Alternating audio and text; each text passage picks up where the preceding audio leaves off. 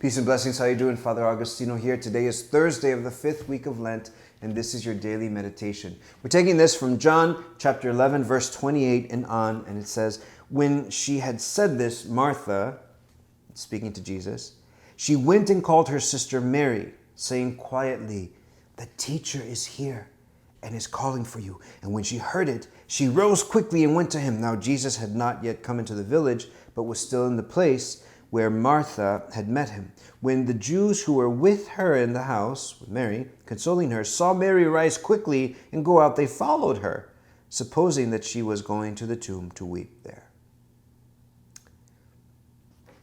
My brothers and sisters, I don't know if it's ever happened to you that you just so much in just a tight spot, just a difficult, and then in that moment of your own sadness, of your own difficulty, of your own frustration, he asks you to do something right there.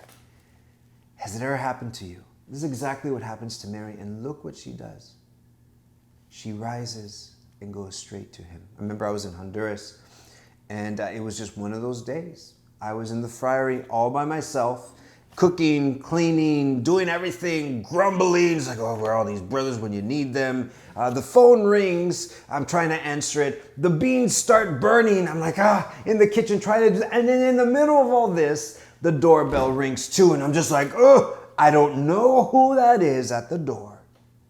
But when I see them, they're going to get the fullness of my wrath at just being frustrated and being the only person here. And everything, it depends on me. And I just like, and so I hung up the phone, turned off the burning food, stomped to the door, opened it, and I saw a little girl with her little brothers and sisters there.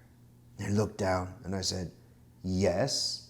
She looked up with her big brown Honduran eyes and said, "Can you teach me how to pray?" They told me that you could teach me how to pray. And I said, go to the Franciscan Port Clares. They'll teach you how to pray.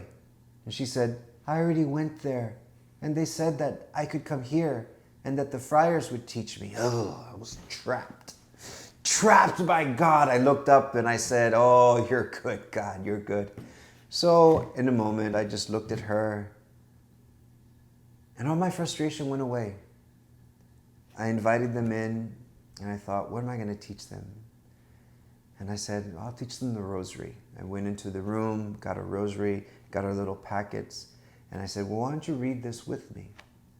And she tried, and apparently her reading was very, very little.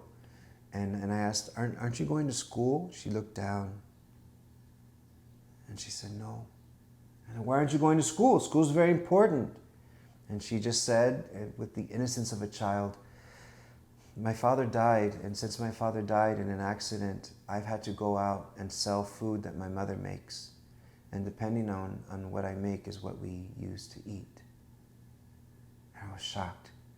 And because of this one little girl, we started a program that's still running of us providing school supplies to little kids, because you have to have school supplies in order to go to school down there.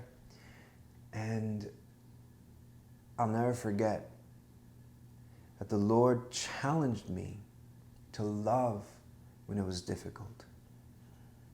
My brothers and sisters, our emotional well-being is what's talked about a lot. Self-care is a real thing, and it's good. But let it never be put above not responding to what the Lord is asking you to do right now. Mary was in the middle of her mourning, and she just heard, the master's outside, and he's calling you. And she got up immediately. Let us be so focused on the Lord that if we are in the middle of our whatever, and Jesus calls us to do something for him, let us do it.